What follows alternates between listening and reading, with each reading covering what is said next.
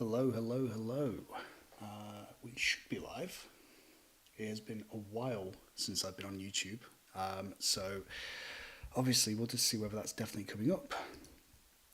Looks like it has. Cool. I'm going to turn that off to see you guys aren't getting feedback. Right, we'll just wait a couple of minutes just to see if anybody else joins the stream. Hey Justin, hey Stefan, hey Jonathan.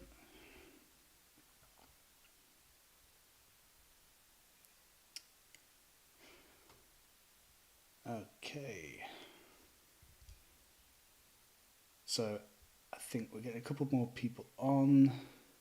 We'll just wait one more minute just to make sure everyone gets on.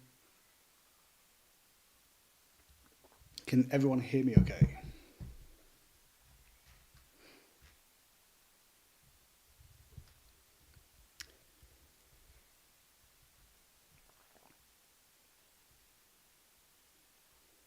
Okay. Right, we've got a couple of people on, so let's get started. So basically what I wanted to do with this stream was to build a website that is using Statamic as a content management system, but kind of avoid the same problems that a lot of people have where they will run into an issue where the stream largely becomes building out the HTML and CSS. So what I have done, and what you may have seen if you saw the tweet earlier, is I have built out a HTML version of the website, and basically just wanted to try and make sure that we had some kind of small business website that Statamic is exceptional for handling. That might be traditionally be built with maybe WordPress or Drupal or something else. So basically, the idea behind this fake business is that it is a co-working space. There's obviously a bit of messaging around, sort of what they do.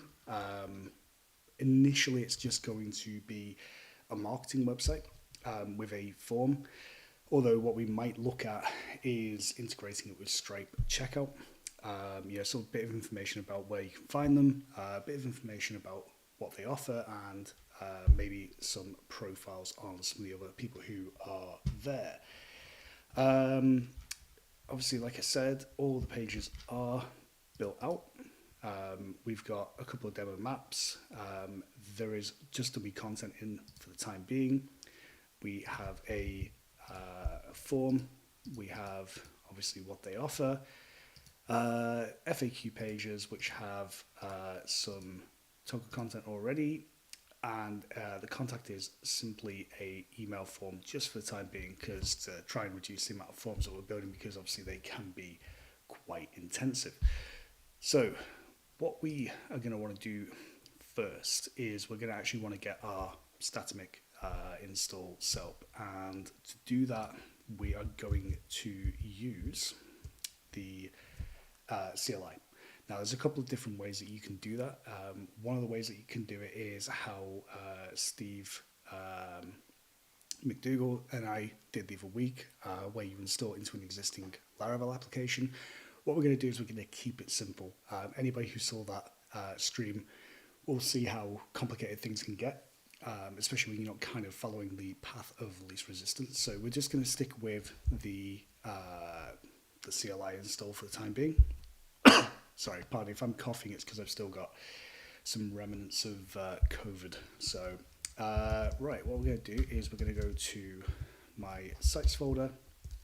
I already have the HTML version loaded up, and what I'm going to do is I am going to run Statamic new.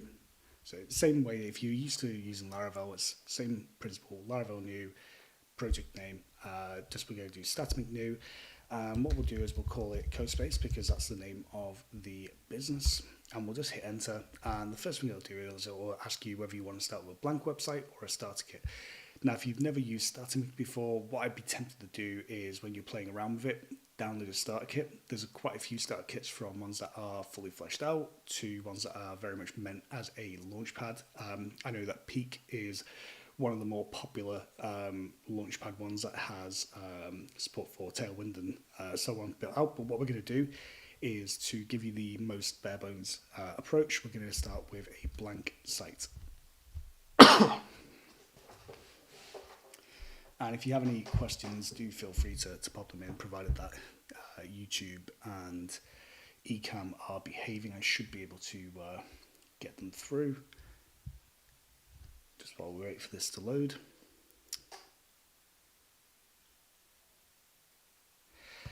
And obviously, depending on how fast your internet is, it should be relatively quick. So we've now installed it. Obviously, like I said, you'll need to have experience with Composer and have a couple of tools in set in. But provided you've got all that and you get it installed, it will then ask if you want to create a super user. Realistically, we do. So we'll create one, and I'm just going to give it some fake details. admin@example.com. And we'll just call it Joe Blogs. We'll just give it a really naughty email of password, just so we can get into it. And what we're going to do then is we're going to navigate to that folder.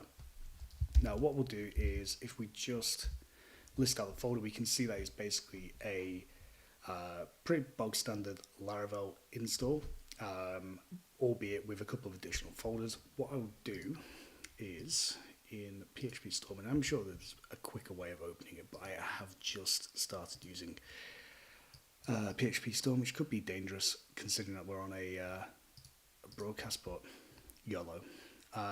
We'll open it up in a new window. There we go. So what we can see here is we've got quite a basic Laravel install. You know, the folders that you would typically expect to see: app, bootstrap, config, database, public resources, routes, storage, tests, and vendor, as well as a couple of additional folders which Statamic adds, which are the content folder and the users folder. So obviously out of the box, we also get Tailwind installed. We also get Webpack and a couple of niceties that we can review shortly. So what we want to do now is we want to run npm install, although actually probably one thing that we want to check first, just because we have actually already got an existing version of the site, is just to double check what we've got in package.json, which is actually just Tailwind, so that's absolutely fine. If we check the package.json, there should be quite a bit more in there. Yeah, and that's all awesome. So what we will do is we'll go back to terminal, and we can then run npm install, and obviously you can use yarn if you want, but obviously just using npm. So obviously anybody who's used npm will know it might take a little while to install. So while we're waiting for that, we'll just go back here. You can see with the flat version of the website, what I've done is I've basically built it out, each page as a full HTML page with no repetition. One of the great things that we'll go over with this is how we can leverage Statamic's component system, which are called partials, to basically bundle repeated code into commonly used components, so that we can basically make sure that we're minimizing usage, and we should hopefully have done that. We've got 4 high severity vulnerabilities. Obviously you'd want to fix that, but we're going to ignore that just for the time. Yep. Let me just see if I can try and make it a little bit bigger. If anybody knows how to make PHP Storm's text bigger, that's one thing I haven't figured out. In fact, you know what? Let's go for it the other way.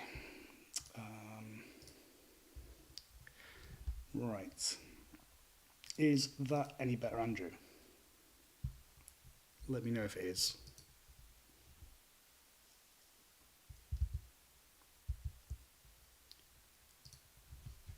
Hopefully it should be. If it isn't, let me know, and I will see if I can try and figure out how to make it bigger.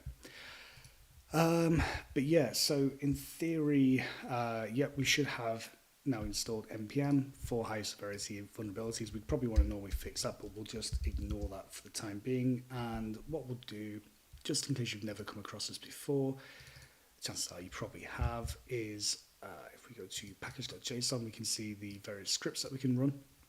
So what we're going to do is we're going to run watch.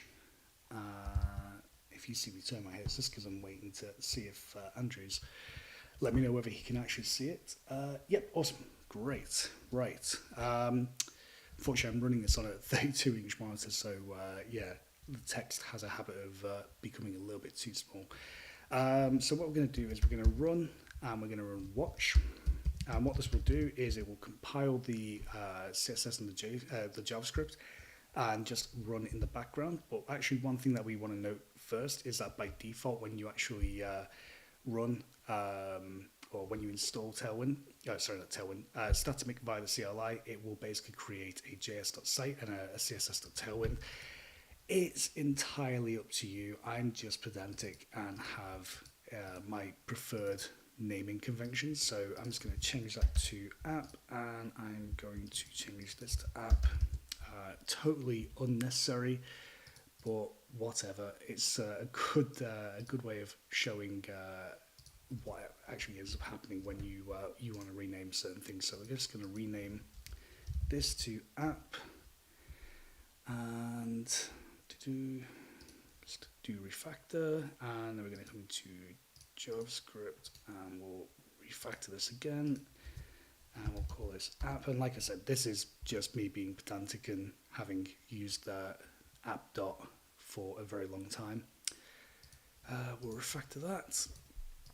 Now, PHP Store may have actually changed one thing for us, but what we're going to do is we are going to go into resources views, and we're just going to go into the layout file. We can see here, for example, these two files names haven't been changed. So the mix.source is basically what the website is going to be looking for to compile the CSS or to render the CSS, and same again with the script. So we're just going to change that over.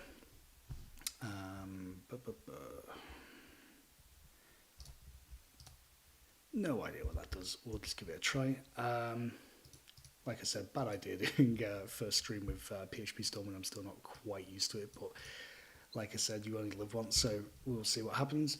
Right, I'm just going to close that. Awesome. So where we are now is if we go to codespace.test and see if it's running. No, it's unable to locate the mix file. That's absolutely fine because we need to rerun npm run watch, and if we run it again, there we go. Wouldn't be a live stream without an oversight on that. But we can basically see now that we've got codespace.test, which is the site that we built, and running it in Statamic, in Valet, which is why it's auto handling that stuff. And what you'll get when you start up a new website is a landing page, which just basically gives you some hints and tips, such as being able to jump into the control panel. And what we can do is we can basically use the credentials that we did before and log in, and obviously we can then see the control panel. So the first thing that you probably want to do when you start working on a Statamic website is the same as what you would probably do with the vast majority of websites that you've built, whether that is, something that's a bit more of a blog platform like WordPress, or whether you're more used to working with tools like Laravel, or ones that have got content management systems that have got more structured content like Drupal or Craft. You want to start thinking about the structure of your content.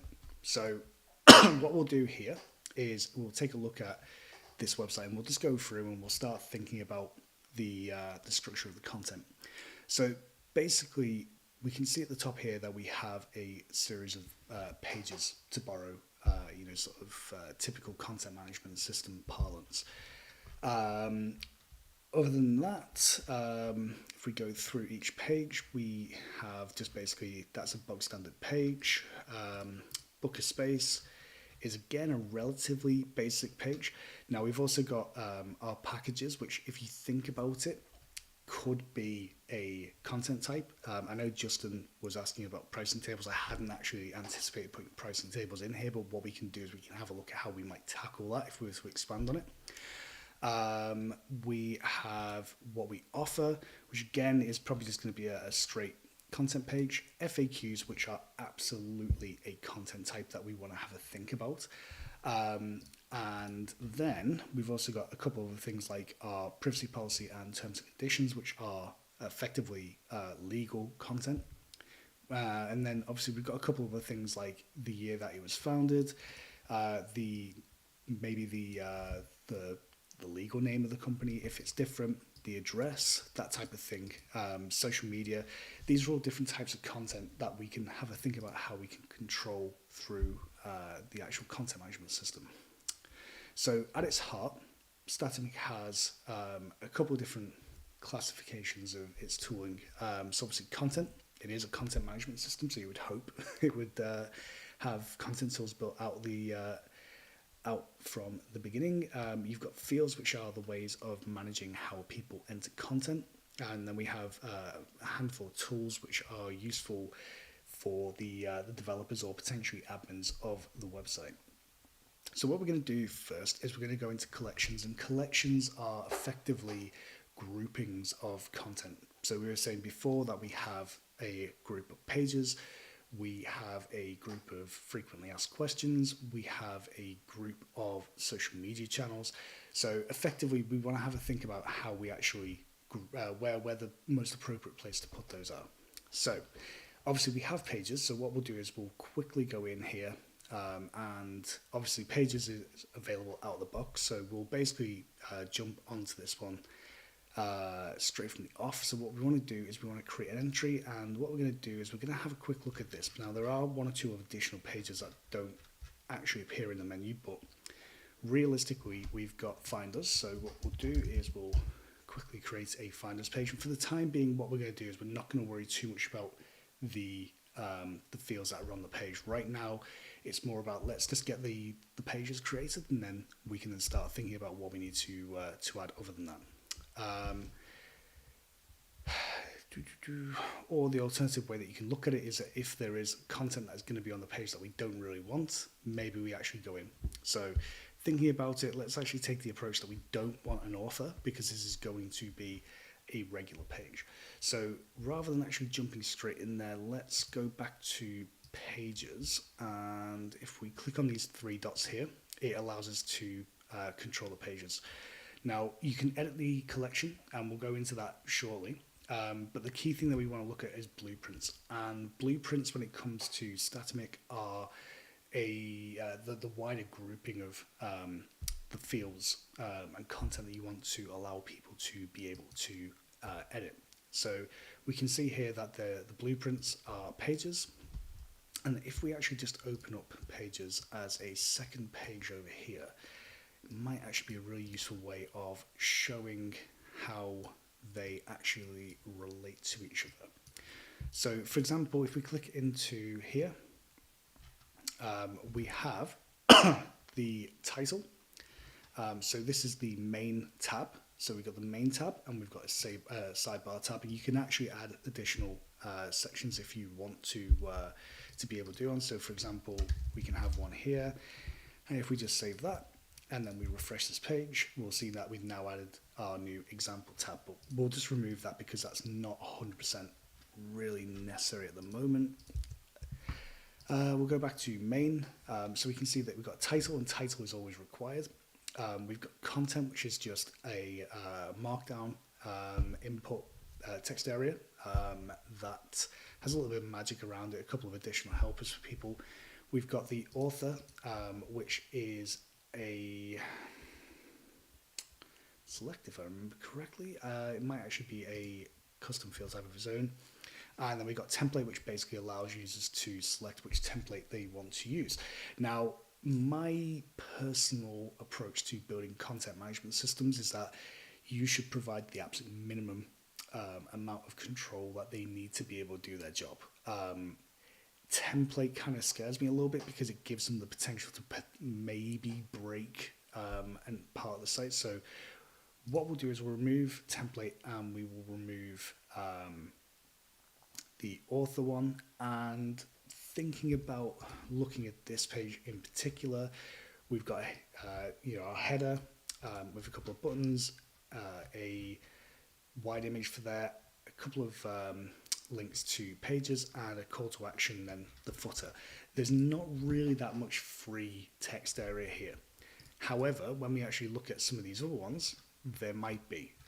We've got what we probably define as repeated content there. If we look at this again, we've got repeated content, and then FAQs and Booker Space are different, and the other page is the list of co-workers.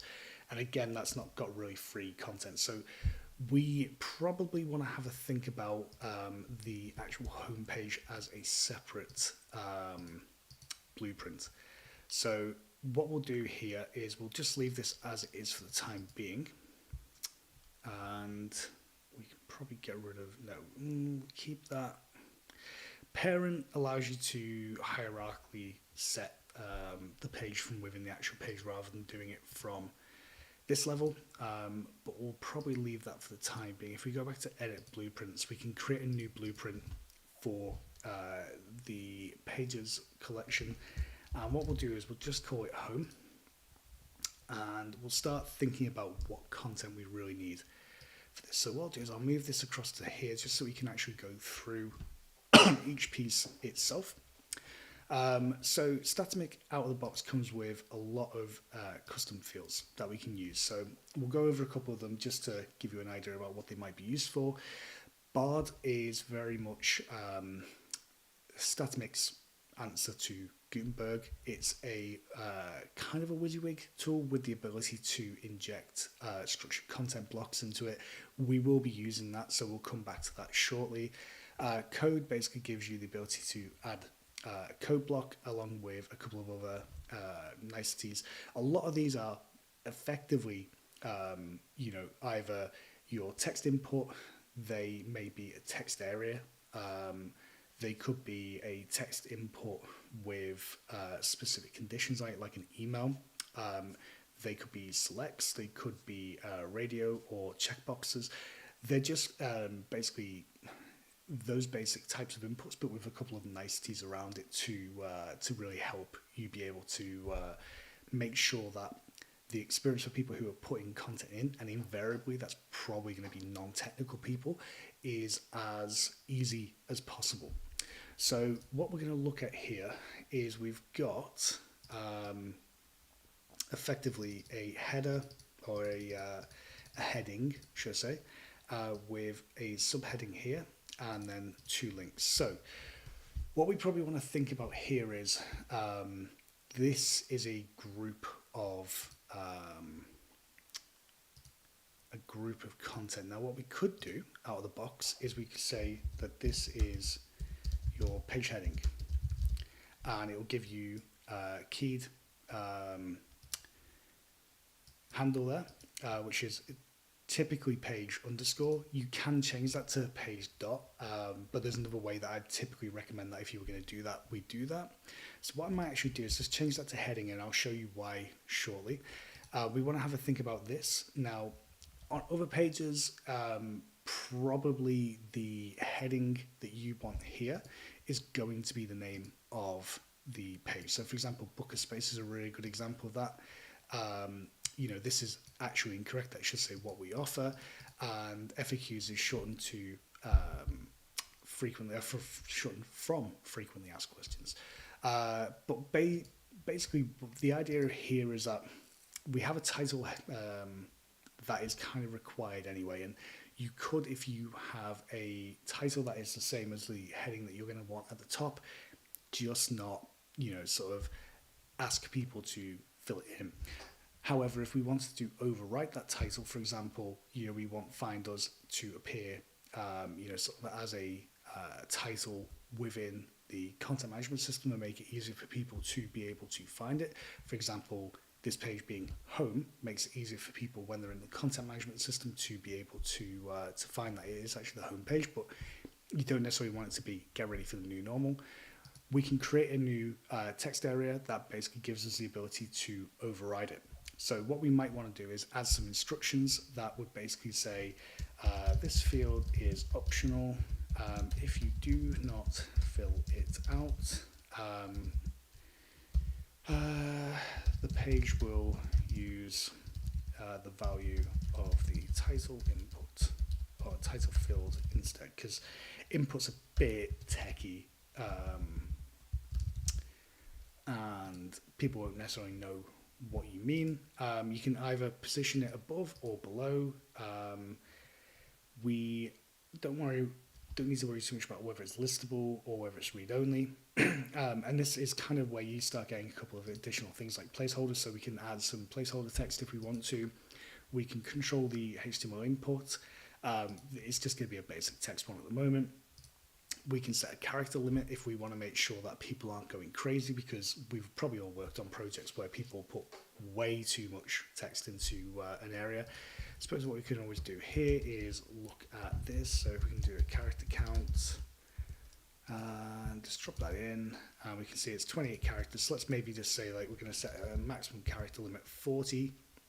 We can prepend or append text to the end, beginning and end of it.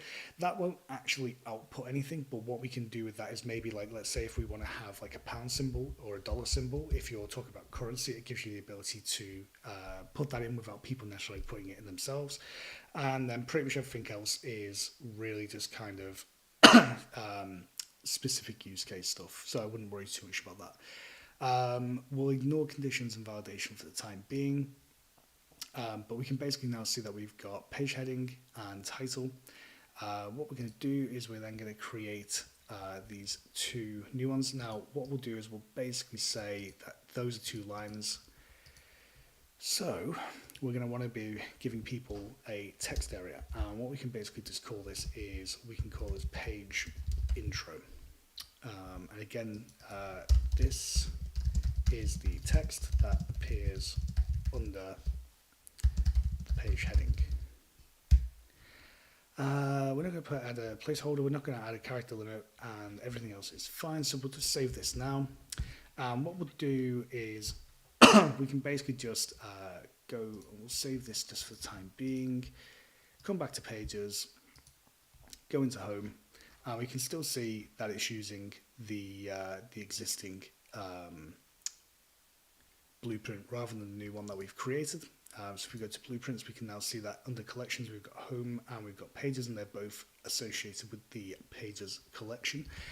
Now, there are ways of doing it via the control panel, but one of the great things about Statamic is the ability just to dive straight in and make the changes in the code. So what we can do is we can go into the content folder that Statamic adds to the default Laravel install. We can go into collections because that's where we were. We can go into pages, and we can go into our home template. And we can see here at the top where we've got this front matter that basically defines the content that's already in there. For example, we can see that the title is home. So if we just go into here and we go into this, we can see that the title is set to home. The content appears under here. And we can see that it's using the blueprint of pages and the template of home. So we could basically change this here, and we can change the blueprint to home. And if we come back here, we will then see that that changes the fields to use the ones that we want to. So there are sometimes ways of doing it via the content management system, which would probably be through here, edit the blueprint and select the one that we want. But to be entirely honest, sometimes it's actually just quicker to be able to go into the code and change it that way. We can also see here that we've actually have the character limit that we wanted to impose on that field, and if we just quickly grab that text, we can also see that it will basically do that. Now, if we add again more than that, it will actually come up red and prevent them from being able to save it. And if we quickly grab this and we drop that in, what we're going to do is we're going to leave this as 2 lines. Now, you might notice that we have a little bit of styling here, which you might wonder how we're going to do. What we'll do is we'll leave that for the time being, and we will come back to that in a bit to basically tackle that. If we save this, what should happen if we go to PHP Storm is that we'll now be able to see that we have our heading and our page intro, and that content has now been put into the front matter, because anything that is stored as a field will go in there. If you have just a single block of text, it will come in here. Now, realistically, we don't need this, so we can just delete that, and then we don't have to worry about that being in the code anymore. We can go into home and we can see that it's not available anymore. So what we'll do for the time being is we will now start to build out some of the other pages that we need, just so we've basically got them. But what we want to do, like I said, is we want to go into the pages, and we'll get rid of, if we take a look at, say, for example, finders, what we offer. So we have this one. This is just our box standard one. What we'll do is we'll get rid of the content field, and we can create, if we have a think about what we're going to actually use, maybe this is repeating content. So we'll probably want to look at in Statamic what's known as a grid. And this will basically give us the ability to import a lot of different content that has the same structure over and over again. So if we just change this to content for this particular page, and what we can then do is we can have a look at the fields here, and we'll create a field. If we look at what we've got here, we've effectively got a heading, we've got some text, and we've got a link. So we'll just get that, and we'll call this heading, and we won't worry too much about doing anything else for the time being. We've got our heading. We'll use text area just to give it a little bit more room, and we'll call that text. And then what we're going to do is we're going to think about this link. Now, maybe we don't want to have a link, maybe we do want to have a link here, because ultimately it's one of those things where the person who's running the site may actually want to be able to link somewhere. So what we'll do is we'll then create a new grouping. Now, those of you with eagle eyes may have spotted that there is actually a link field type. Unfortunately, out of the box, it doesn't actually give you the ability to define the text that appears in the link. So what we're going to do is we're going to create a new text field, and we're going to call this label. And this is the link label, effectively. So this is the text that will appear to users. And we're going to go into validation. Where did it disappear off to? We'll just save that. And we're just going to basically here on the box here, just set a width of, we'll set it to 50%, and we'll create a new one, and we'll go to link, and we'll call this one link. Yeah. It used to have the ability to define the width in the actual input, but they might have changed that. Basically, what we're going to think about, link is a multiple use tool. So you can basically link to a page, you can link to a collection, or you can link to a particular part of the site. So what we're going to do is we're going to basically offer pages as a link that they can go to. Container we're not going to worry too much about. We'll just quickly create that. Rather than trying to explain it too much about what it does, what we'll do is we'll jump into a page in a second and actually go through it. I'm going to change that to stacked just because I prefer the visual layout of stacked, but there's no reason not that you can't use tables. And then we're basically going to look at maximum rows, minimum rows. This is basically just to give you the ability to control the minimum and the maximum number of these that can appear. I would always say probably you want to have a minimum of 1 row if you want to make sure that people are filling it out, because obviously you don't really want to have this particular page having just the heading and nothing, so we want to enforce that. But do we want to add a maximum? Let's say there's a maximum of 10 rows, and then what we can do is we can add do what we offer. Bearing in mind what we offer, we can just do let's just call it add box, because this page is going to be reusable. So we maybe want to have a think about what we want to do with that. So we now have a title and we now have a content field. we probably want to actually add page heading.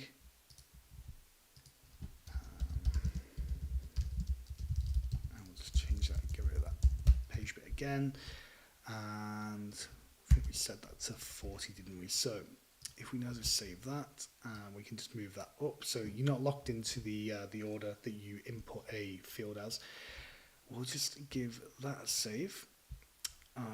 In fact, actually, one thing I've noticed as well, or been remembered about, is that we can actually hide the blueprints from when people want to create a new page. So if we come here and we actually go to create a new entry, we actually currently have the ability to give people whether they want to create a new homepage or whether they want to create a new page.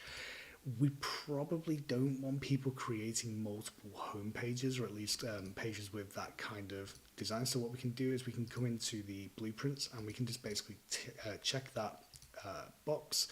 If we save now and we go back to this and we create an entry, it will remove that option for you to be able to select that. So it's just a really handy trick to know in order to be able to control which blueprints people are using.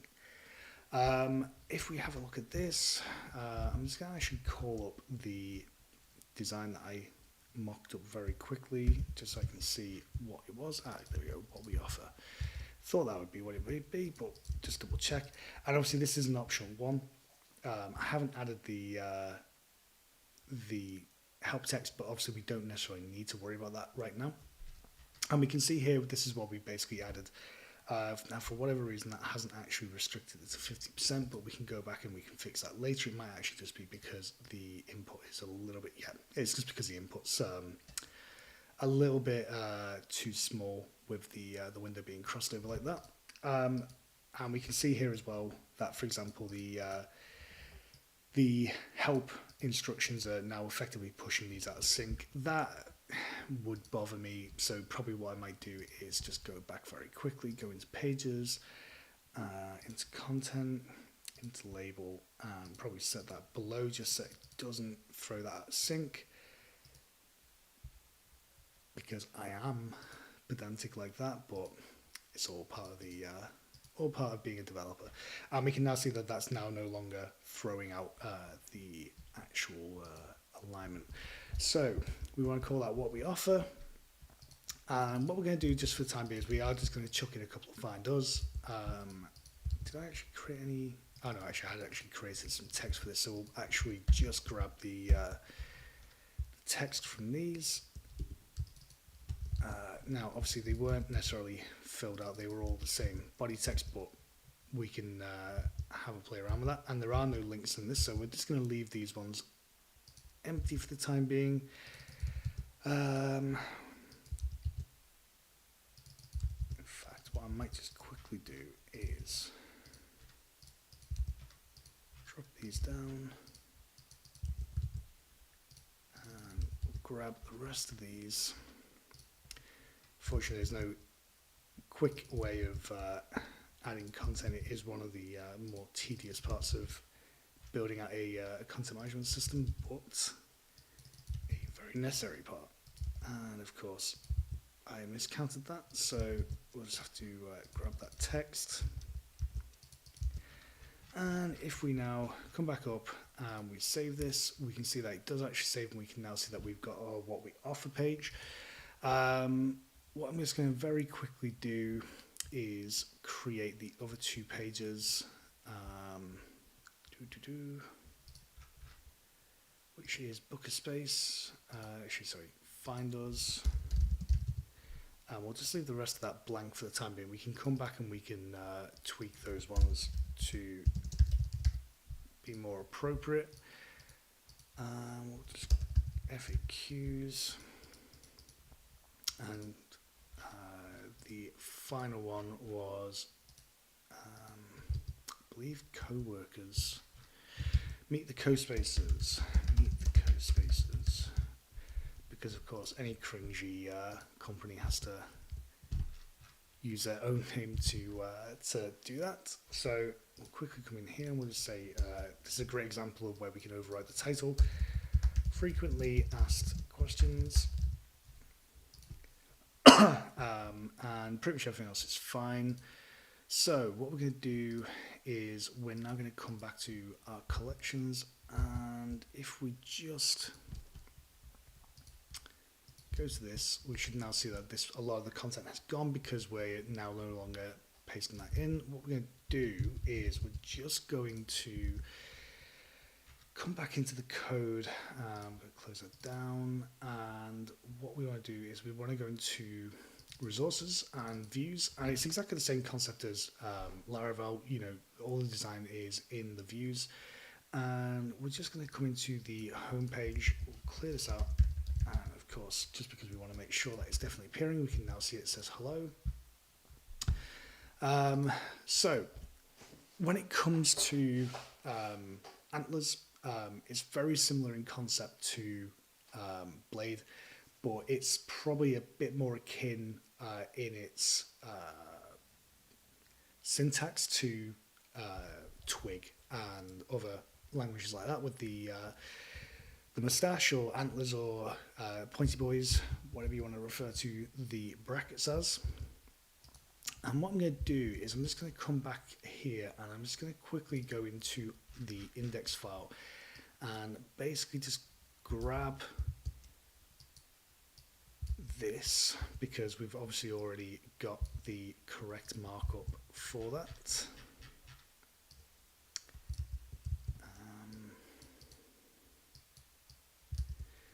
Body, and we can get rid of that div because we don't need it. If we just go back now and we just refresh this, we can now see that's completely white. But however, it is actually using our markup now. And what I'm going to do very quickly is, if we go to this design, we can see that we've got a header and we've got a footer which is used on every single page of the website. So what we'll do is we'll just quickly get that in to the actual design, just so we can make sure that we're actually seeing things. So we've got this header section that we've carved out, so I'm just going to copy that, and this is where I was talking before about Statamic's component system. It uses a tag called partials. So obviously, if you're more used to Blade, for example, you might be more used to using the section convention. Effectively, this is very similar, except what we're going to say is partial. See, there's a couple of different ways of doing this.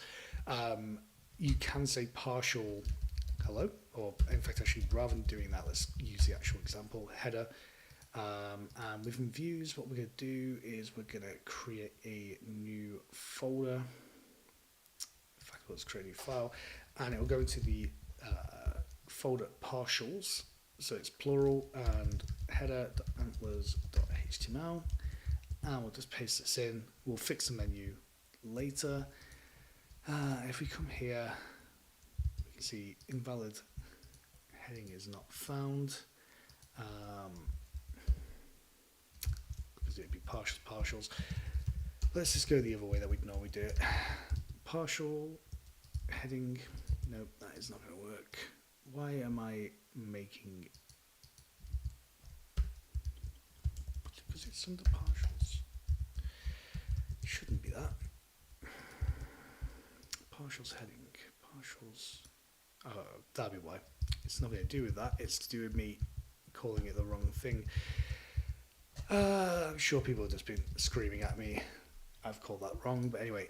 So we'll go back to the example that we were going to do, which is partials dot colon header, and we can now see that we actually have called this in. So that's one way. That's usually the way that a lot of the docs talk about. Typically, what I prefer to do though is to pass it through as a parameter into source, and there's a couple of reasons for that. It gets a bit more flexible later on. So just give me 2 seconds. So I can see Steve has asked, you've not done much with Statamic since V2. Is V3 a dependency of the Laravel app?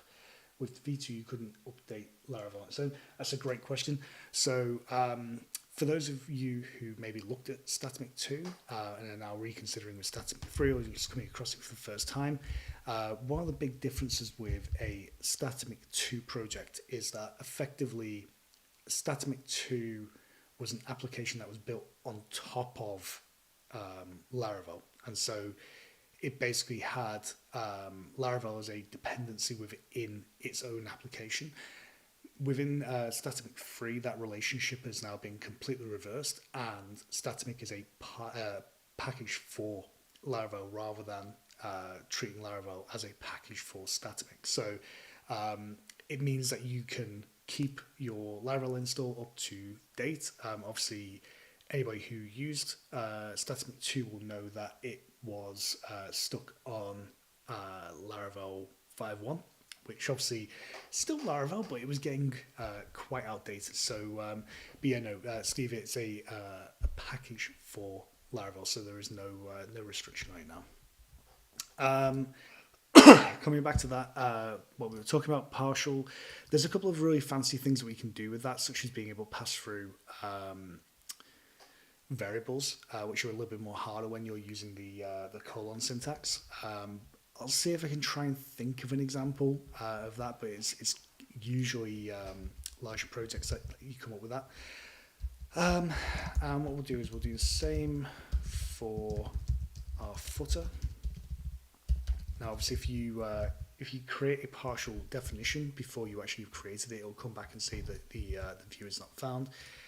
It is as simple as coming in antlers.html. Don't even need to put any content in, and it will render again. So we'll go into the footer, and we will grab the footer,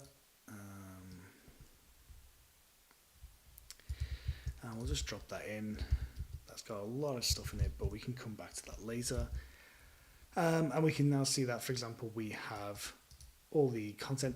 The styling isn't completely there, and that's because we need to move the styling over, which is what I will do now, just because that is completely aside from this. Let's quickly grab the settings for this. So we've got that, and we're going to come in theme. Now, how I use Tailwind is largely the same as how most people use it, except that I tend to define a lot of them in the Tailwind config just so I've got them somewhere that I can see it, but also on top of that, I tend to, as pasting it in with tab, that would be a problem. Oh, do you know what? That's horrific, but it's not the end of the world. It works. I tend to override the way that the styles work, just because the spacing works, just because I'm not a massive fan of the default spacing. There we go. We've refreshed it, and we can now see that that is all working as we would expect. There is one thing that is a little bit weird, but I know what that is. Typically, I have a particular way of writing the that's not a good page to pull it from. If we just go to this one, there we go. What we're going to do is we'll come into our layout, and just around our template content we'll add a main class. That does not define any width or anything, but just gives us a flex grow class, and what that will do is it will basically push the footer to the bottom of the page, irrespective. That's absolutely nothing to do with that. Is just a CSS trick, because it absolutely winds me up when footers float halfway up a page.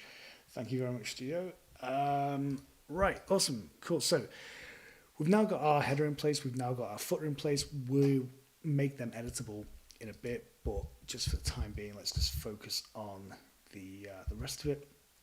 Now, before we actually start pulling anything through in terms of design, what I'm going to do is I'm going to show you how we pull through text. So we've got a heading, and in theory, this should bring up, yeah, there we go, the get ready for the new normal. Now, if we have a look at what title does, it gives us home. So this is what I was saying about the optional, the ability to give an optional override to things. What we'll do is we'll basically say our title. Now, we may give it a title, or we can basically say, if there is a heading, use that, or you can style it or like that, use the title. Or is it actually lowercase? Yeah, it's lowercase. So basically we're saying that if we do that, we've got get ready for the new normal. Page is not found. That's because it is using the HTML rather than that. In fact, give me 2 seconds just to take that out, because otherwise that is going to trip me up again.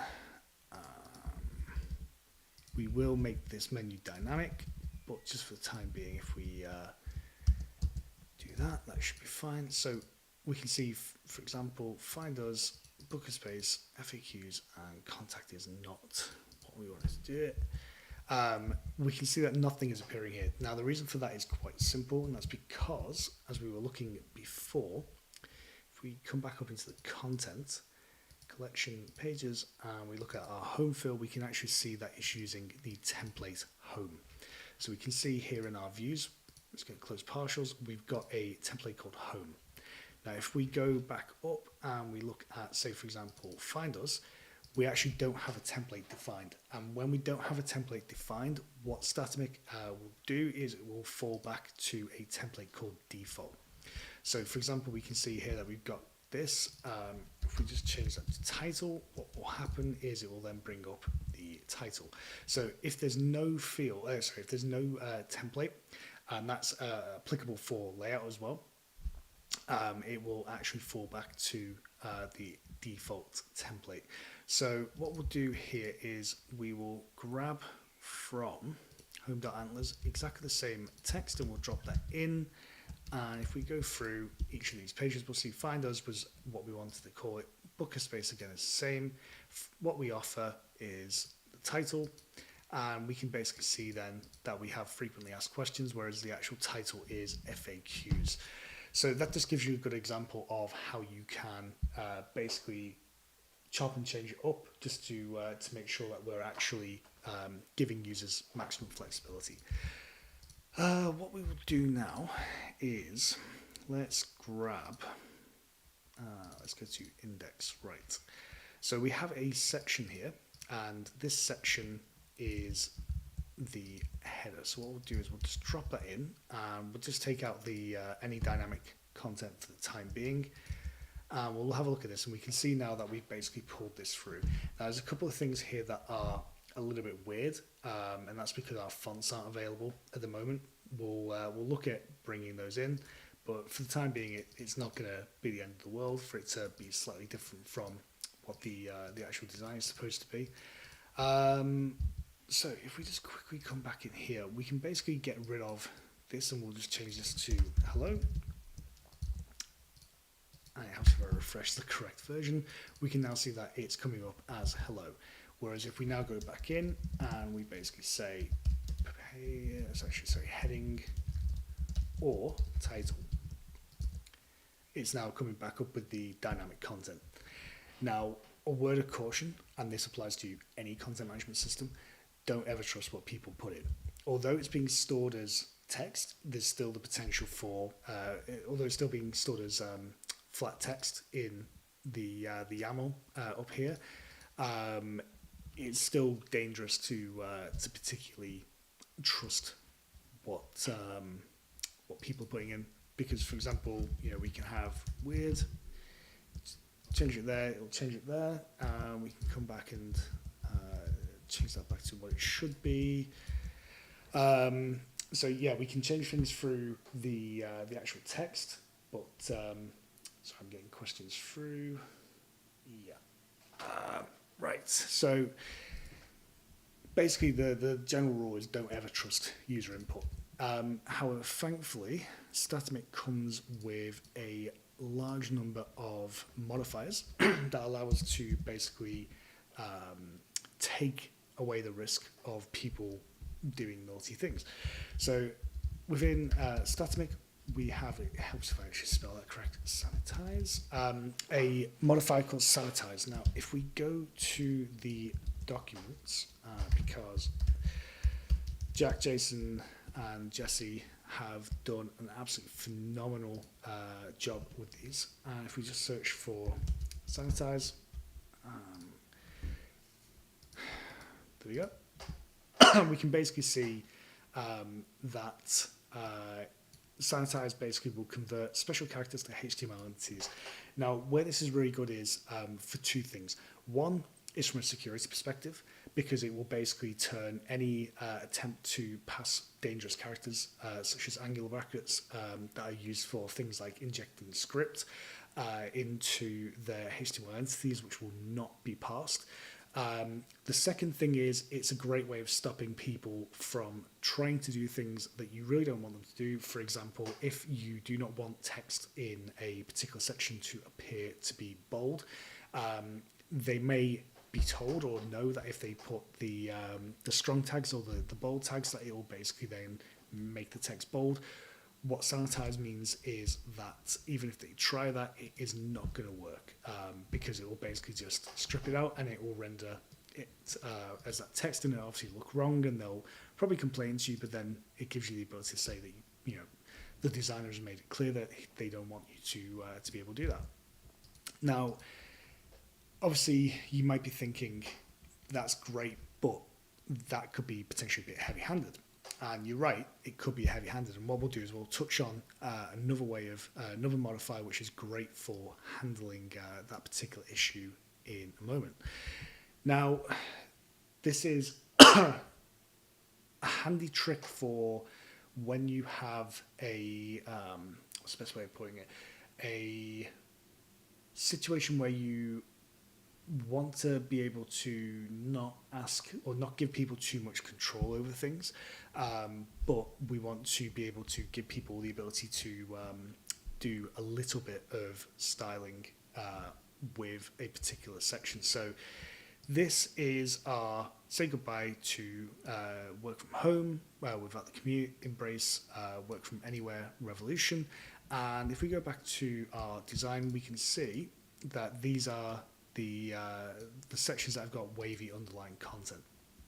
Now, we don't necessarily want to be allowing people to put content in, but this is where Markdown can come into its own. So what we're going to do is anytime that we have Markdown, we don't really want to be, because it's going to automatically render out the P tags for us, or the UL tags, or the OL tags, or the LI tags. We don't really want to be in a situation where we'd normally be placing styles on those tags. And this is where CSS comes into its own, because obviously the whole concept of style, CSS is that the styles cascade down. So rather than applying the text gray and the font cursive, etc., to the P tags, we actually, or what I typically do is I will create a div around it, and then basically apply the styling and allow it to cascade down. Now, obviously, how we've done this is not going to work. Now, I deliberately did this as a way of showing you how you can control that through a content management system. But obviously, first, what we want to do is we're just going to cut that. Let's just create a new scratch pad, just so we can basically... that's fine. No, actually, do you know what? Let's chuck that somewhere. This is the one thing that has always wound me up about PHP Storm. Do you know what? Let's do what everyone who uses PHP Storm does and just chuck it in text edit for the time being. Right, so we now have this, and if we just put in hello here, and we go back to this page and we refresh, we can now see that we are basically getting our text coming through. What we can do now is, if we do page intro, we've now got our text coming through. However, obviously if we bring it up, we can now see that it's actually all on one line, and it also doesn't have any styling. So if we come back to our editor here, and if we just basically go back to home, what we can do is we can actually use Markdown for this. So what we can basically say is work from home, and we'll leverage the EM, the emphasis styling, And if we just quickly run that, what we'll now see when we refresh this is we'll obviously get our underscores. So what we can do here is we can use another modifier, which is markdown. If we come to here and we do, if I don't hit my mouse, markdown, we just find the modifier. As the documentation explains, when you run markdown, it will basically parse it and transform the string into HTML. So if we come back to our design now, we should see that it outputs it as italic. Now, obviously in our design, it's not really what we're looking for. So this is where we would then start looking at using the cascade. So what we are going to do here is we're going to create a custom class. Now, obviously, this is not really Statamic, but thankfully, the gents have, out of the box, created a file called site.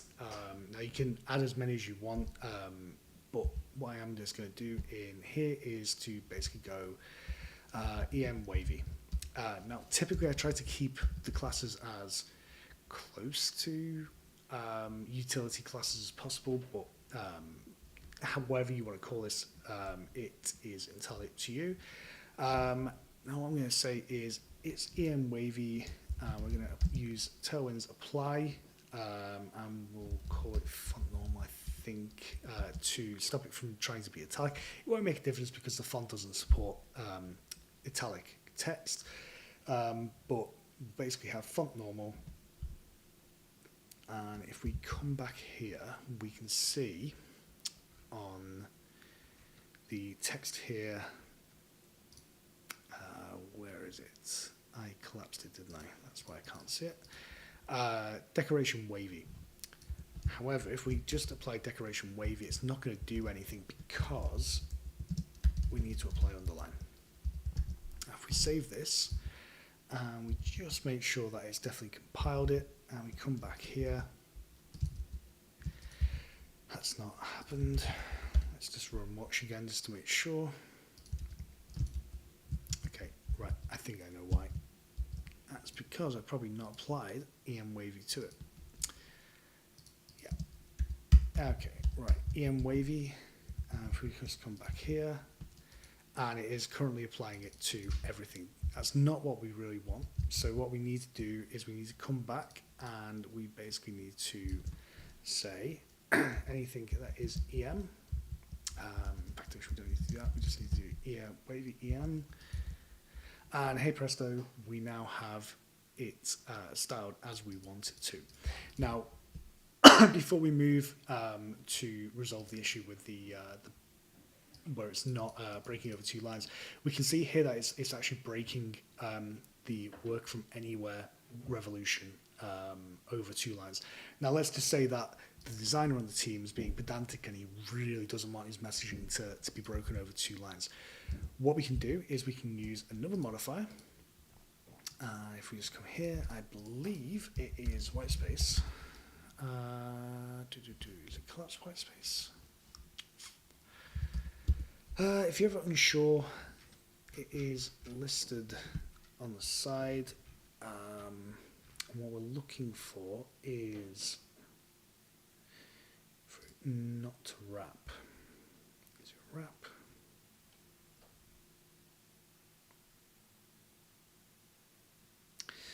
No. Collapse white space. This is one of those ones where I can't actually remember how it is. Now it's collapse white space.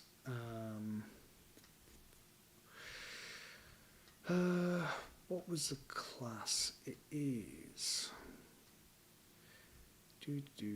Basically, it's. I think the CSS is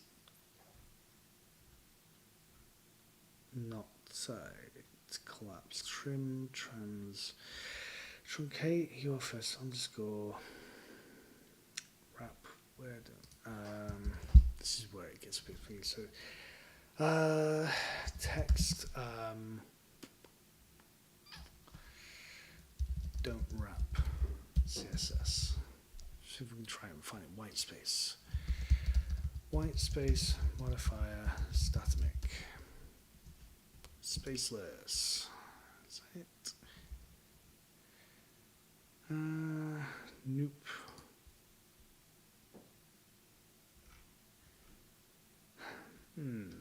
Right, we'll come back to that one shortly. If anybody can remember what it is, let me know. I'm just obviously having a bit of a brain at the moment. That was something that I did. I definitely did it. It definitely exists because I remember I used it the other day. But it's just...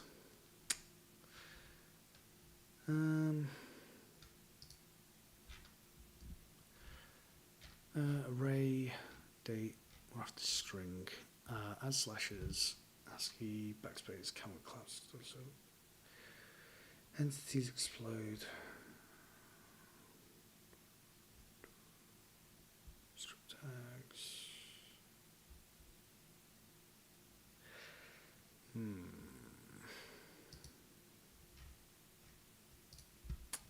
Yeah, weird. I'll have to come back to that one in a short bit. I mean, it might be one that's a relatively simple one to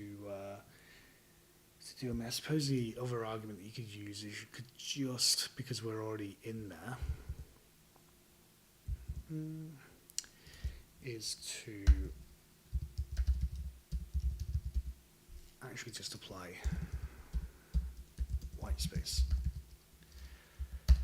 White space no wrap as a CSS property. It'll do exactly the same thing and just basically stop it from wrapping.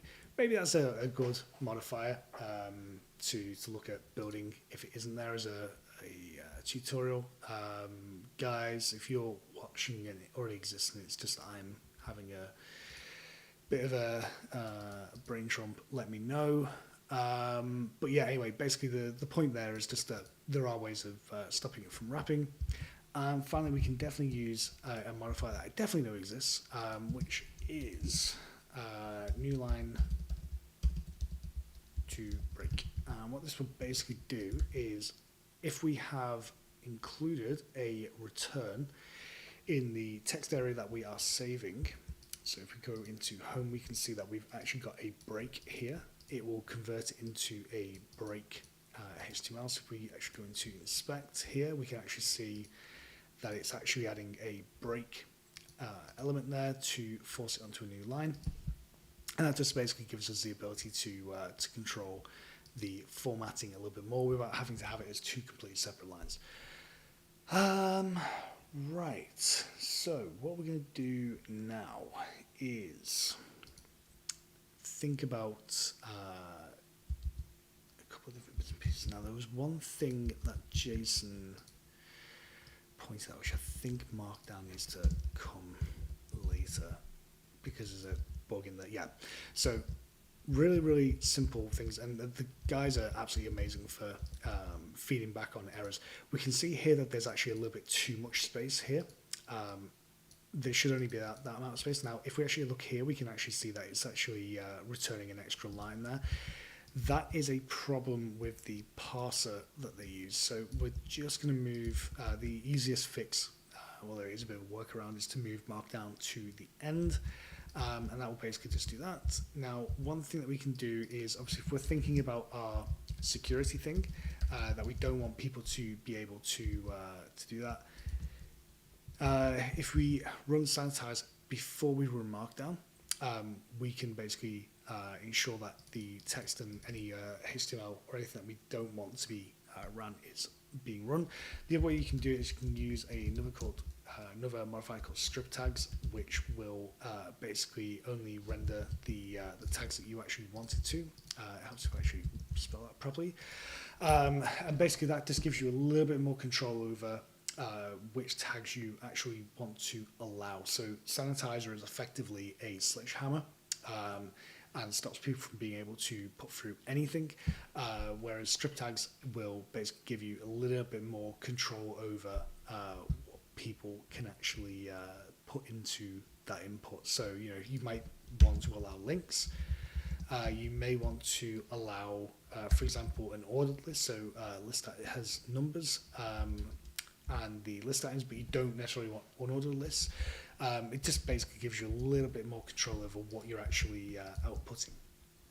What I'm going to very quickly do is I'm just going to drop the correct files in there, just because it would be nice if it actually looked correct.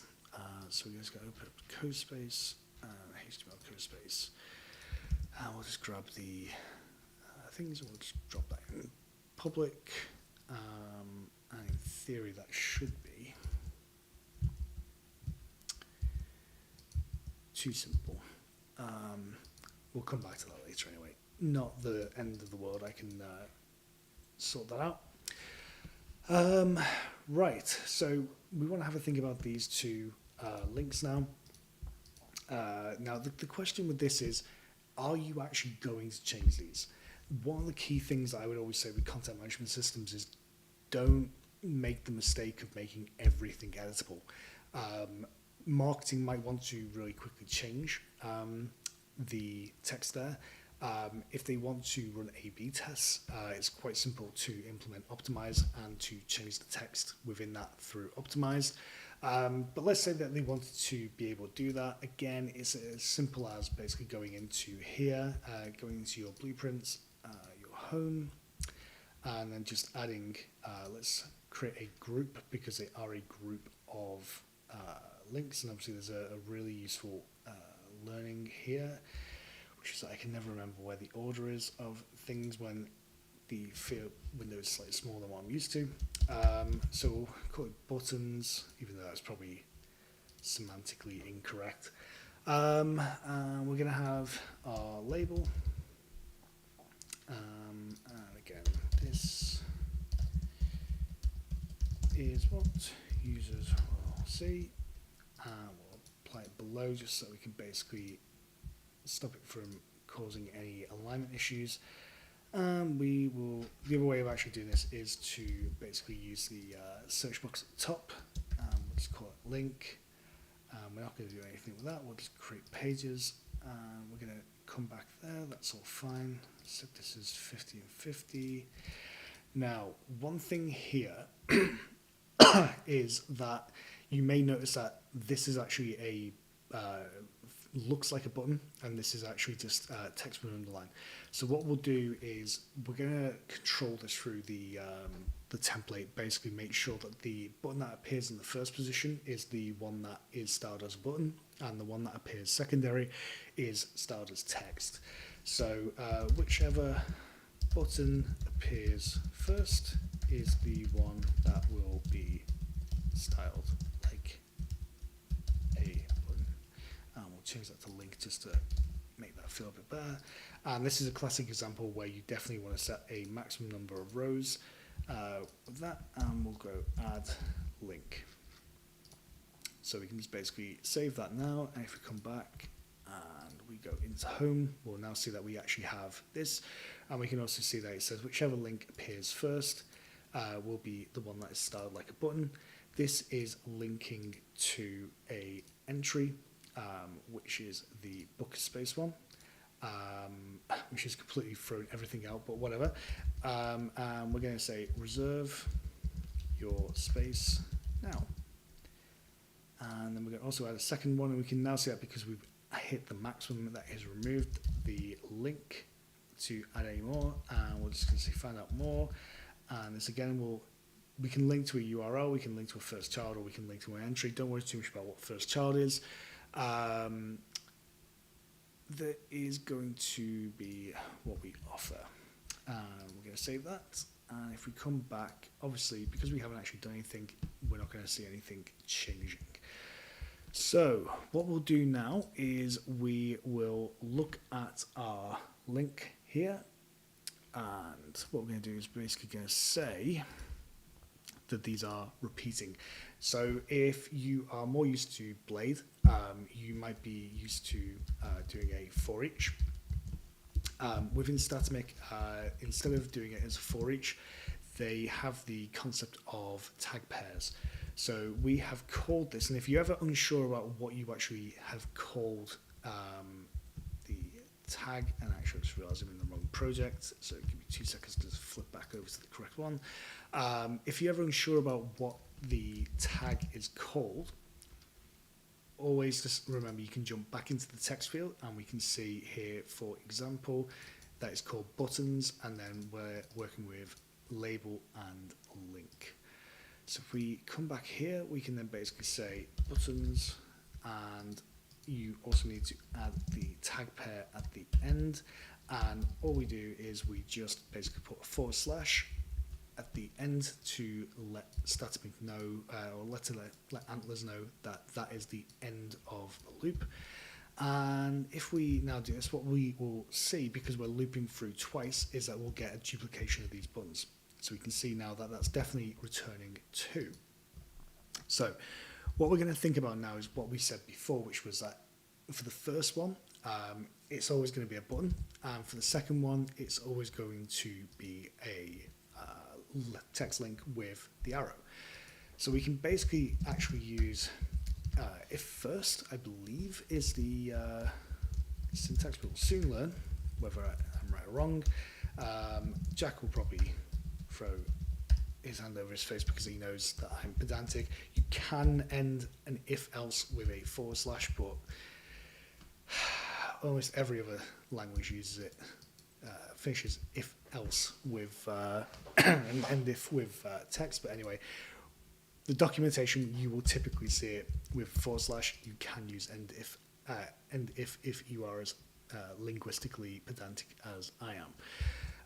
So what we'll do now is we will run this again, and we can see that's not actually working. Basically, we've got buttons if first. So now, what was the logic for this? So we just come here.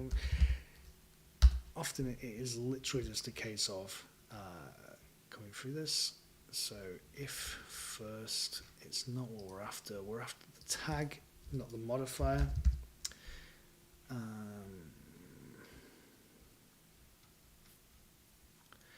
Just gotta find it.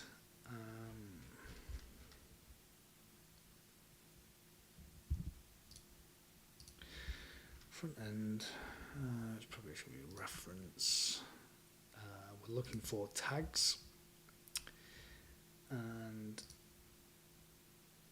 if we just look into the for each, which does exist, maybe not that.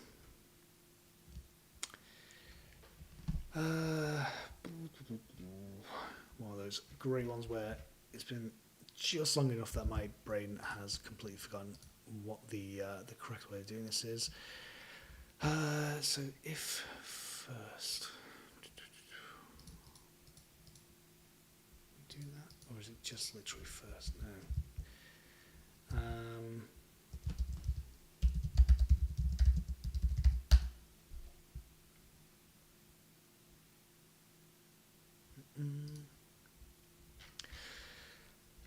Tag pairs.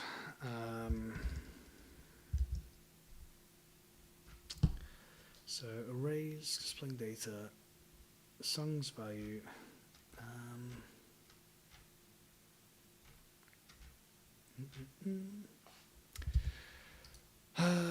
This is one of those classic ones where I know what the answer is, and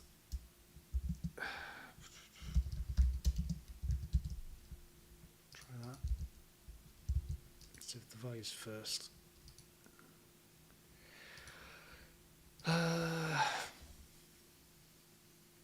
Buttons.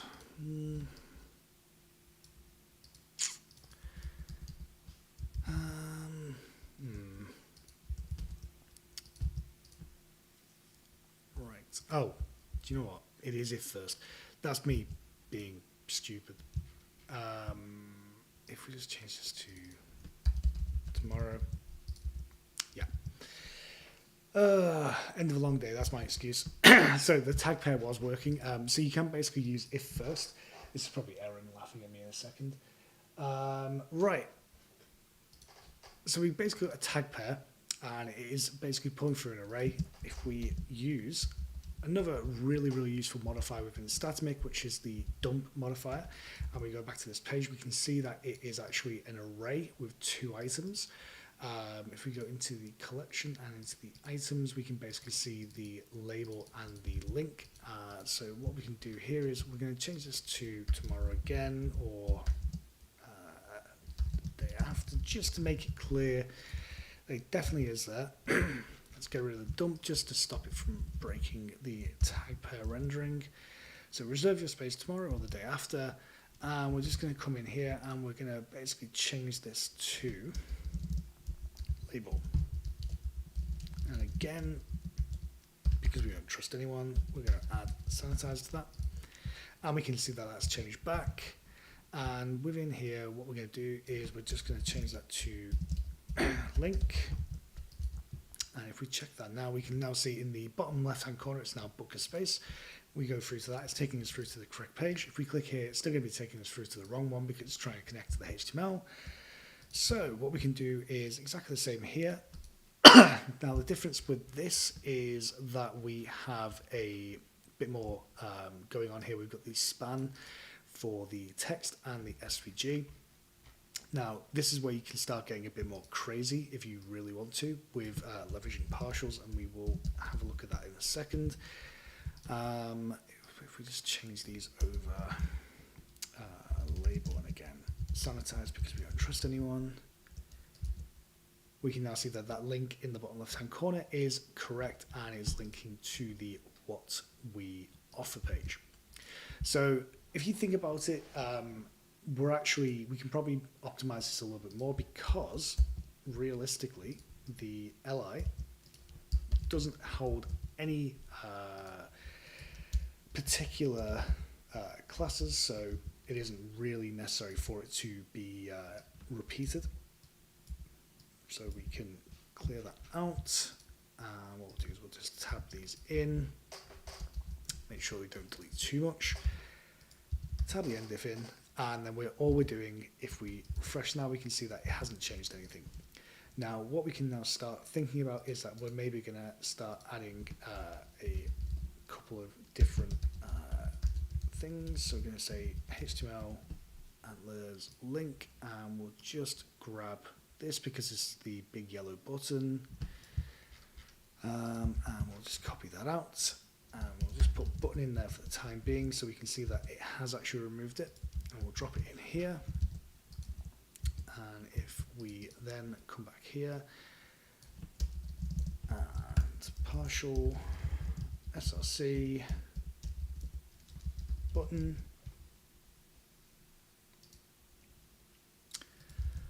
and we come back here, we'll see that it's actually pulling through. Now this is where we can start getting a bit more clever if we really want to, and say like if we have nested arrays, we can actually then start passing through different things. So for example, right now the label is pulling through what we want it to, and it's effectively in the same way that you'd have with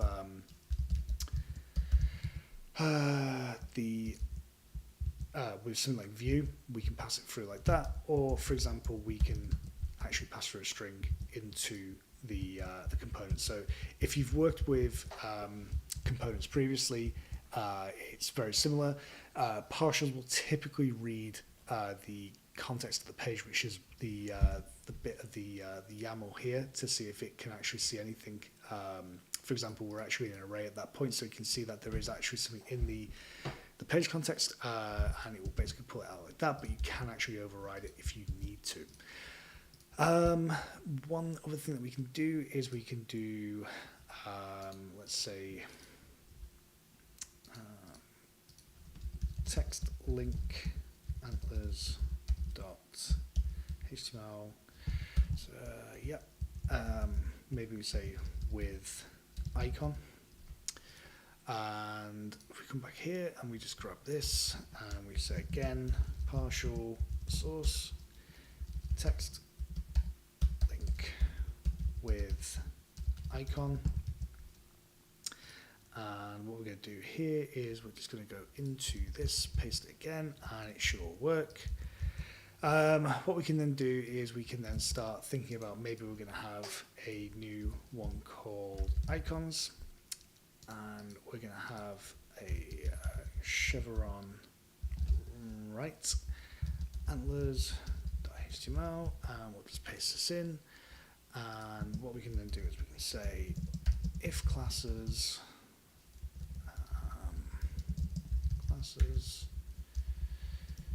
and if we do that, what we can then start doing is we can also pass through.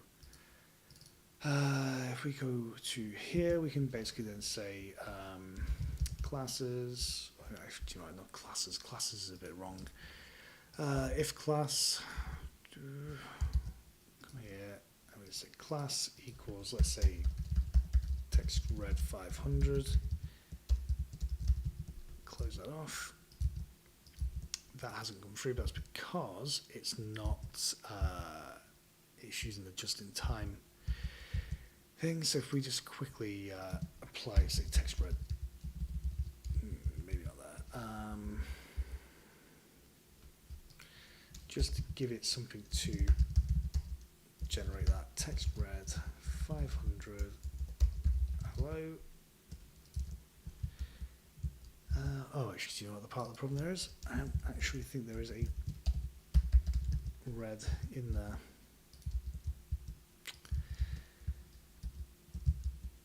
No, do you know what? It's just being a pain in the backside. So that's tailwind, not anything there. Basically, you can pass them through. What we're going to do here is we're going to just pass through the icon, and we can basically say chevron right. So if we come to our icon, we can then pass through partial source. And this is one of the reasons why I prefer to use the source is we can then basically say icon. And if we come back here, chevron right was not found. Is that because I've misspelt it? No, it's because I need to say icons chevron right. There we go. We can now see that that's actually pulling through, and that's one of those little tricks that can become really handy in terms of basically using partials as source. I mean, again, technically there's no real kind of difference with that, but again, maybe we want to format that a little bit differently. Just say basically if we have loads and loads of options coming through, it doesn't kind of get too over the top. Just by basically using the source just means that you're kind of keeping it in sort of a consistent style to the rest of it. But we can basically see here that we have now pretty much built out this entire section. What we'll probably do is we'll probably look at wrapping it up in the next 10 minutes. Just obviously not got as far as we liked, but I will set up another one probably in the next week or so to carry on going through. But let's see what we can try and get done in the next 10 minutes. Probably a good one to look at is this section. Again, like I said, what I'd always query is there a chance that they are going to really want to edit this? You could say yes, you could say no, but you know, it's one of those things where it's always good to have a think about what we actually want. Now, obviously, we can see here there's no text here, and that is purely and simply because obviously we haven't got anything here. So what we're going to do is we are going to grab. Let's not use banner image. What can we call this section? It's always the thing with programming, isn't it? It's naming things and breaking cache are the two hardest things. Let's just call it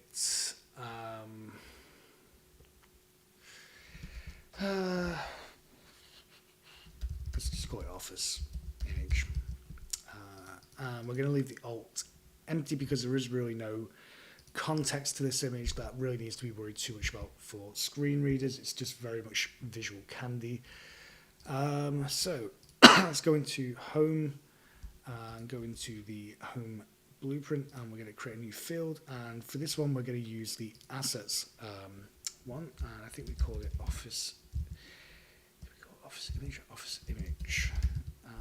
And obviously, if you add a space, it will automatically underscore. We're not going to basically restrict the folder or anything like that, but we are going to basically say that we only want one image in there. And if we just quickly save this and we come back here, we can now basically see that we have the ability to add an office image. So what I'm going to do now is I'm just going to quickly come into our HTML version. I'm going to go into our images there, and we'll copy that over. Sorry, my throat is starting to go, which is why I'm thinking probably a good idea to wrap it up. Obviously, it hasn't been used that much since COVID. And we can now basically see that that's pulled that image through. That's all good. The other thing that we can start thinking about now that we actually have our pages is basically if we just come to this and we just grab this final section for the home page, and if we drop this in, we'll see that we now have basically the links to the different pages. Obviously, again, not pulling images through because we haven't actually defined it. So if we come to our blueprint, what we can do is we can create a new field, and what we're going to use is a field which is basically a relationship field, and that is we're going to use an entries field. Basically what entries does is it will allow the user to select entries from a particular collection or multiple collections to display. So what we're going to have a think about is we actually named it something, how we can help. So let's just call this cards, because it's going to be cards. We're going to set a maximum number of 3. We can either have a stack selector, a selector drop down, probably go with select drop down, and we're going to go there, and we don't want to allow creation of new collection, new entries, because obviously we want to try and limit this. We've got it set to pages, and if we come back to our home now, we can basically see, once I actually save it, that would help. We will now have a selection of cards. So we can basically say, looking at this, we want find us. In fact, actually, let's have a quick look at what the other option of stack selector looks like. If we just save that, because I think that is the one I actually want. Yeah. So basically we have, and one thing to know about this as well is that the order that you select them in is the order that they will appear. So we want find us, what we offer, and then meet the code spaces. And if we select that, we can see that we've got find us, what we offer, and meet the code spaces.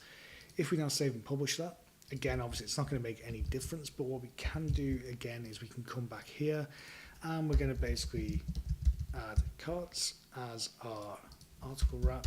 I am, however, going to add it here because we only need one instance of an article.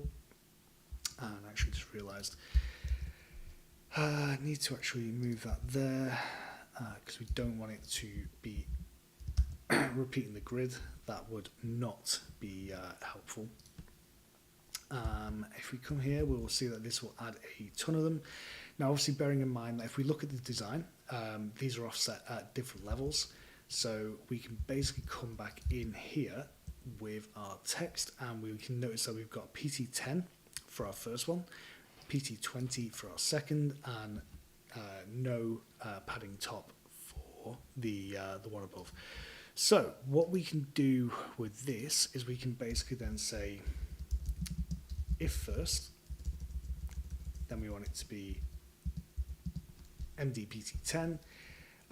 If it's last, which is the one that has nothing, and then we can then say end if, and we want an if else. So, and then we want to put our MDPT20 in there. Make sure that we don't accidentally overwrite anything else. If we put it in here, what do we do here? Syntax error is because I've done that. This is else if. We can now see that this is actually aligning it correctly as we would expect. So what we can do is we can basically get rid of these, just to make sure that we are not adding additional ones on, and then we can basically start thinking about replacing these out. So what we're going to do first is we are going to grab the heading. However, it's not pulling it through. So what we want to have a think about is, well, it was a page heading.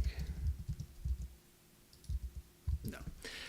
So it's because it needs to be collection, doesn't it?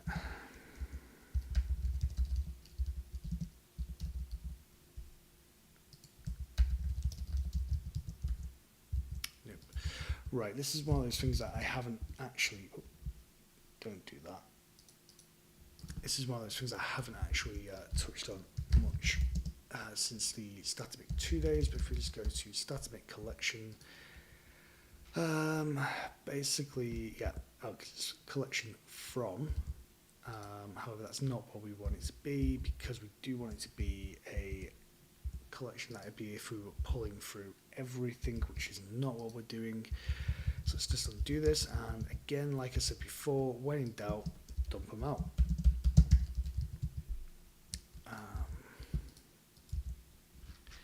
So we can see that we have a list of them, and it's because we need to use the relate. So if we come through to Statamic relate, no, that's v2. Did they change the name? You end up on that documentation, you're on the wrong one.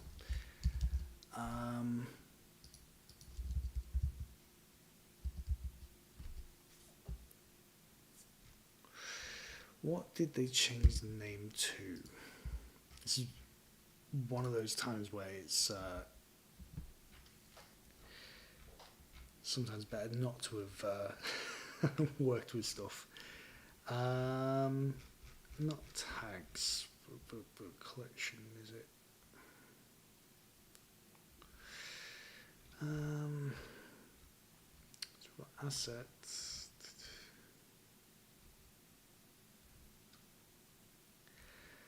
We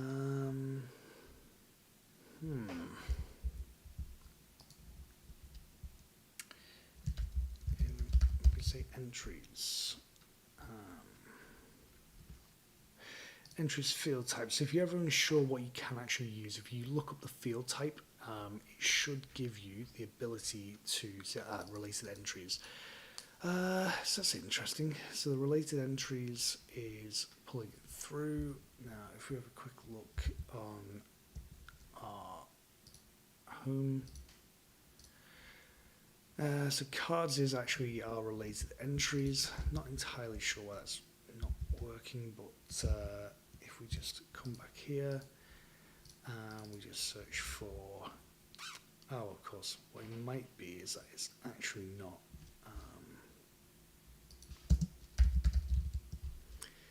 Let's get rid of that dump. It might just be that those particular pages don't have page headings, which is what it was. But anyway, that wild goose chase should hopefully give you a good idea about what, how to debug those type of things. Now, we also have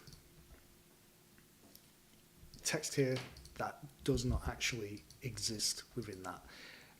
So if we just quickly go to this, and we're going to use URL, because although we've been using link elsewhere, it's not the correct one. Let's just quickly refresh this, and in theory these pages should be correct, which they are. So this is where you might want to have a think about how you want to handle it. So we can either continue using related entries, which would basically give us the ability to pull any information that exists on that particular entry through, or we might want to think about instead creating a grid. What we'll do is, we've obviously already been over grid. This is not necessarily the way that I would do it, but I think just for the sake of giving you some understanding of how we can use different parts of the content management system, we will go down this route. So what we're going to do is we're going to basically say preview, or previews, let's say preview. And we're going to basically use this tab to allow users to define whatever we want it to sort of be accessible. So let's say we're going to call it image. But again, we're not going to restrict. We're going to allow up new loads, and we'll do that. We don't really want a huge amount of text, but we'll just go with this, and we'll say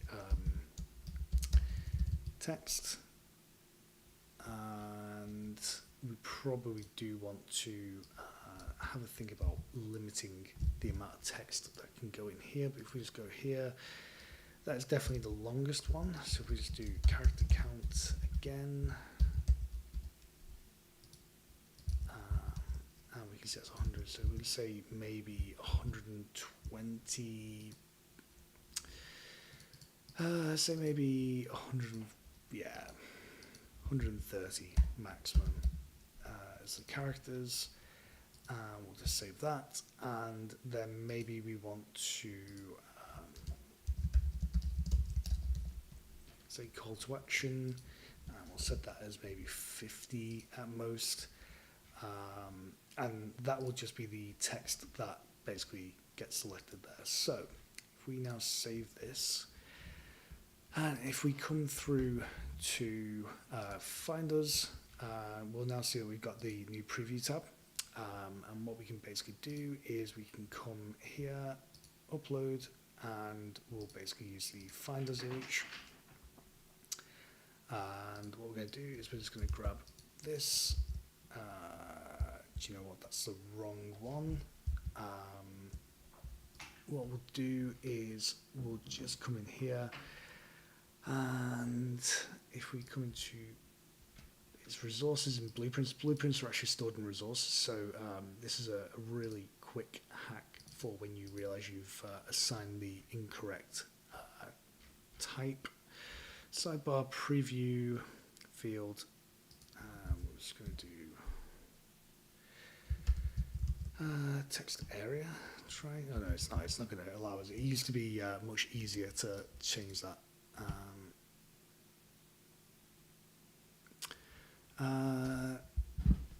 Just 1 second.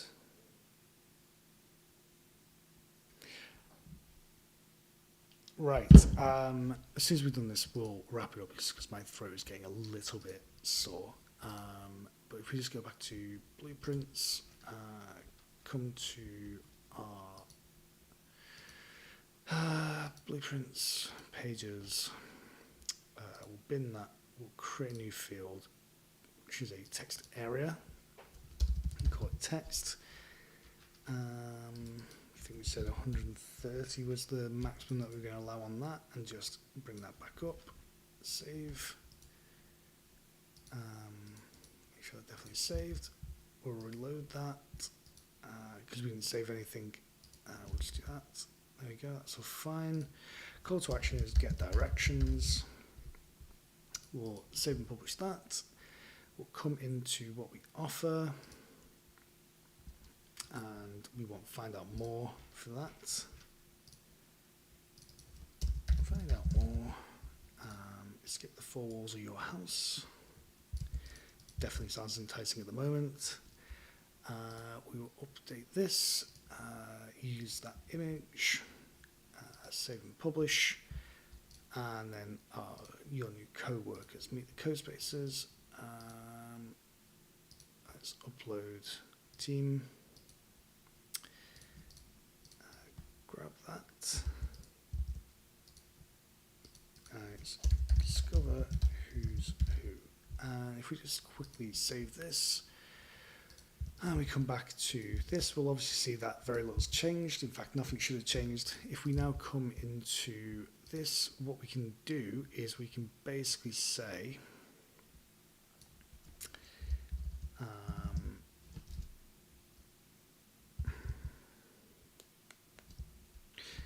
it'd be fine. It was just text, wasn't it? I believe.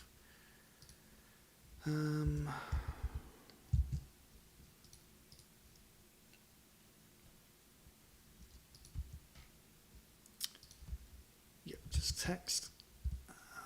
If we come back here, so we've got text, and again we want to not trust people.